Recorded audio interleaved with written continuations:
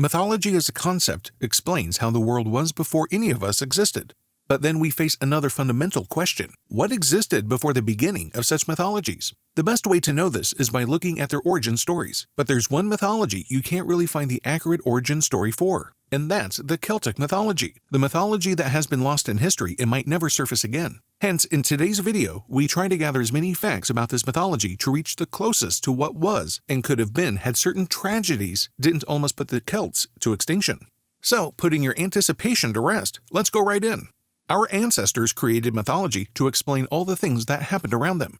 In contrast to today, when science can help us make sense of the universe, they describe natural phenomena as manifestations of divine power. They may be simply tales to us, but to the ancients, they represented their reality. For the Celtic people, who did not distinguish between the natural and supernatural, this was the story. As a result, everything in nature had religious importance, just like in most ancient communities. The ancient Celts weren't a particular race or country. They were a diverse group of people united by a common language, traditions, and religion, rather than a centralized authority. They farmed and raised livestock to support themselves. Except for spectacular hill forts, there were no towns. However, by 100 BCE, huge number of Celts had started to assemble at specific villages to conduct business with one another. Celtic culture has a distinct organizational system. The monarch, who overruled a specific tribe or group of people, held the highest rank. The noble knights and warriors, the Druids, and the farmers and commoners made up the three classes for each tribe. The Druids were revered and powerful individuals who came from noble families. They were judges, instructors, and advisors, in addition to being priests. They were also popularly thought to possess magical abilities. They were known to be a warlike nomadic tribe who can be linked to the city of Hallstatt in the 2nd millennium BC, which is where scholars think the Celts first appeared. The Celts didn't start spreading across Europe until the beginning of the 1st millennium BC. It is hardly surprising that the Celts may have had a big influence on mythology in places where they invaded and conquered, in addition to languages and traditions.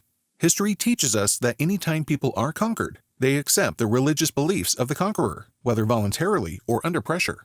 However, the new religious interpretations are frequently modified to fit the mythology and worldview of the invaded people. The people of Europe would have taken aspects of the Celtic gods while maintaining their own religious practices, creating a mixture, much to how the Romans had incorporated the Egyptian goddess Isis into their pantheon. But something worked out as the Celts moved to Europe. Celtic mythology became one of the most captivating myths in Europe, since it was filled with adventure, heroism, romance, and magic.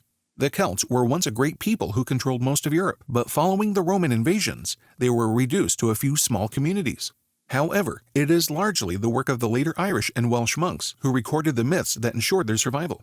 Most of what is currently understood about Celtic mythology is based on medieval manuscripts created by monks. Many of the myths and stories of the ancient Celts are even recounted in Irish collections from the 700 CE and Welsh collections from the 1300s. But why are the myths on the brink of extinction? Well, Celtic mythology existed in the early years as a largely oral tradition that was greatly impacted by the geography of its regions. When the forces of the Roman Empire defeated the Celts for the first time in a string of defeats around 225 BCE, Celtic expansion reached its peak. The Romans gradually drove the Celts from Britain, and by 84 CE, most of the country was under Roman control. During the same period, Central European Celts were subjugated by Germanic tribes.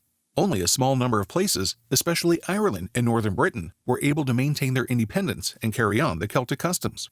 The peoples of Ireland, Scotland, the Isle of Man, Wales, Cornwall, and Brittany are the 6 Celtic groups that have persisted into the modern era. The complete creation story may have been lost along with the Druids and other knowledgeable individuals when the Romans conquered the Celts. Very few documented accounts of the ancient Celts exist. Most of what we know comes from archaeological findings. Thus, the original is perhaps all that is left in tatters and whispers. The lives of the Celtic people are partially revealed by writings from ancient Greece and Rome, but we must be cautious by accepting what is said. There may be prejudices because the authors give us a second-hand account of what they think life was like among the Celts. There are several notable parallels between Christian stories in the Bible and Celtic mythology when we look at it today. Celtic mythology has various characters, although they frequently feature male and female deities, monarchs, druids, or other religious figures, warriors, and animals. The gods that appeared in the stories of the Celts were among the many deities they worshipped. Most were all-powerful regional deities connected to specific places rather than roles. Each tribe had its own god, who looked out for and protected that group. Some of them shared traits with one another. For example, Dagda, the god of life and death in Ireland, known as the good god, resembled Isus, the master god of Gaul. And out of all the many deities, the Dagda, referred to as the supreme god, and the Morrigan, referred to as the goddess of war, were two of the most well-known. These myths were frequently used to illustrate key life lessons and uphold the qualities and features that the Celts most highly valued. Additionally, some gods had more definite roles than others. These included the horn god Cernunnos, who was a god of animals and fertility, and Lugh, also known as Lugus, a sun god who is related to the arts, war, and healing. Contrary to many prominent mythologies, there were numerous significant female goddesses among the Celts. These included the war goddesses Baive, Naaman, and Morrigan, the great queen who literally took the form of 3 ravens during battle, Bridget, a goddess of education, healing, and metalworking, and the horse deity Epona, who is linked to death, water, and fertility. Early Celtic myths describe how many Celtic deities and humans settled in Ireland, fusing mythology and history. The stories depict battles between forces of light and darkness, and are brimming with enchantment and excitement.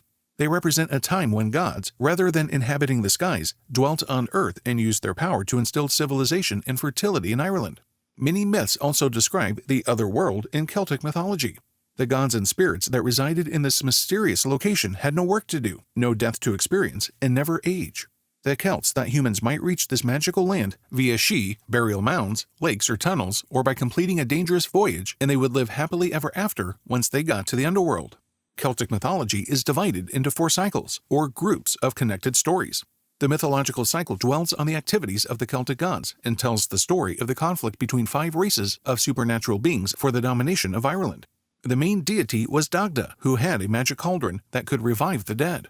The Ooster Cycle recounts the exploits of warriors and heroes, particularly Cuchulainn, the Irish warrior and champion.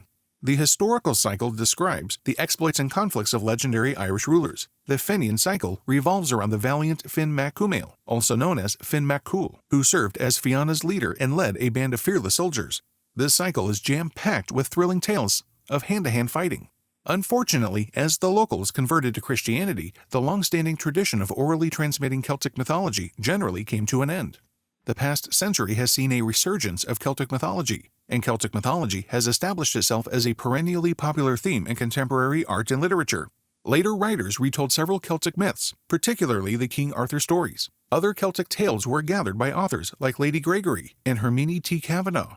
Excalibur in 1981 and Darby O'Gill and The Link People are 2 well-known movies with Celtic mythology in 1959.